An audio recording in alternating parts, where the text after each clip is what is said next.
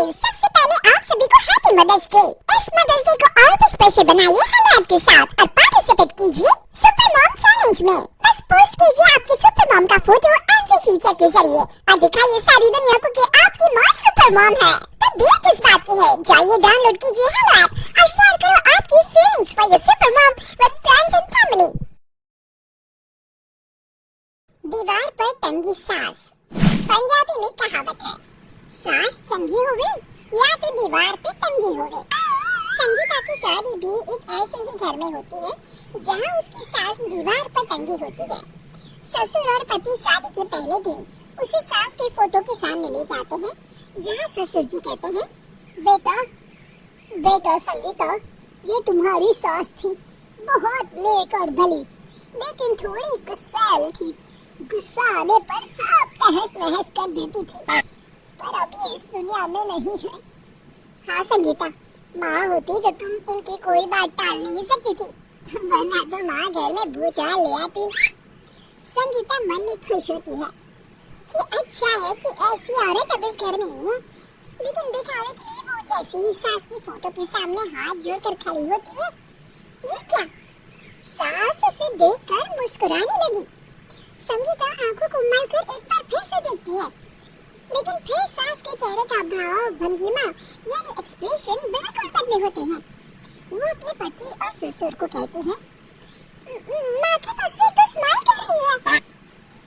No बेटी, ये कैसे संभव है, जरूर तुम्हें कोई गलती हुई होगी, ऐसा कैसे हो सकता है। लगता है तुम शादी की सारी फॉर्मेलिटी करते करते थक गई हो, तुम्हें आराम की जरूरत है संगीता। खैर, सारी संगीता की बात को इग्नोर कर कमरे में चले जाते हैं। वैसे सास की फोटो पर एक्सप्रेशन एक के बाद एक बदलते ही रहते हैं। सुबह होती है, पति और ससुर को काम पर भेजकर संगीता कमरे की सफाई करने में लग जाती है कि तभी उसे आवाज आती है, टेबल ठीक से साफ करो। ऐसे भी कोई टेबल साफ करता है? इससे अच्छा तो ये गंदा ही था।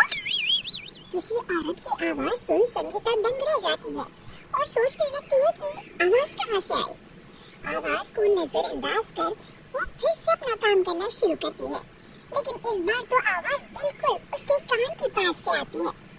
मेरा घर है ये, जब तक मैं थी चमका कर रखती थी, हर एक चीज शीशे की तरह थी। तुम्हें तो ना सफाई आती है ना कुछ पता है। क्यों तुम्हें मेरे घर की जिम्मेदारी दे दी गई है? पता नहीं तुमने मेरे बेटे को क्या दिखाई दिया। मैं होती तो एक से बढ़कर एक लड़कियों की लाइन लगा देती। अब संगीता को समझने में देर नहीं लगी कि ये आवाज किसी और की नहीं बल्कि उसकी सास की है, जो दीवार पर टंगी है।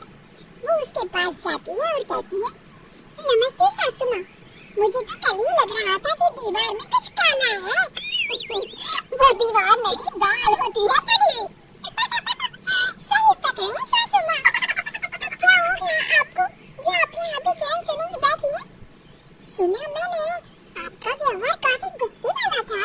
चुप रह तू, ज्यादा बकर बकर ना कर। घर का काम करना तो आता नहीं और ये मुझसे बहस करने। हाँ देखिए सासू माँ, मैं आपसे साफ साफ कह देती हूँ, मुझसे पंगा लेने की कोशिश मत करिएगा। तभी पीछे से संगीता का पति आता है। अरे संगीता, किससे बात कर रही हो? कौन है वहाँ? संगीता की सास की फोटो फिर से पहले जैसी हो जाती है। आपकी माँ से कह रही थी कि मुझे काम करना आता। अरे संगीता, माना संस्कृता में हर बहू को अच्छे लगते हैं, लेकिन यहाँ तो माँ है ही नहीं, तुम तो फोटो सही। तुम भी लाजवाब हो संगीता। किसी को विश्वास नहीं होता कि संगीता अपनी मरी हुई सास की फोटो से बात करती है। वहीं आए दिन संगीता की सास संगीता को किसी न किसी बात पर आते जाते ताने देती। संगीता को भी अब सास के तानों और उनसे बात करने की आदत हो गई।